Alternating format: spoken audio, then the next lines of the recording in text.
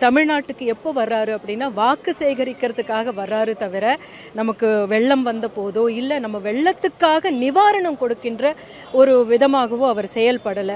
ஒன்றியம்னா என்ன? எல்லாமே சேர்ந்தது தானே. தமிழ்நாடு தனியாக, ஆந்திரா தனியாக கிடையாது அப்படின்ற போது, ஆ எங்களை நீங்க ஜெயிக்க வச்சா மட்டும் தான் நாங்க உங்கள வந்து பார்த்துக்குவோம் அப்படின்னா, அது ஒரு ஒரு மாற்றாந்தாய் பார்வை போல தெரியுது இல்லைங்களா? எங்களை நீங்க ஜெயிக்க வைங்க, நாங்க உங்கள பார்த்துக்குவோம். அப்படி இல்லன்னா, உங்களுக்கு நாங்க எதுவுமே பண்ண மாட்டோம் அப்படின்றது வந்து, ஒன்றியத்தில இருக்கிற ஒருத்தருக்கு அழகக்கூடியதல்ல, இல்லையா?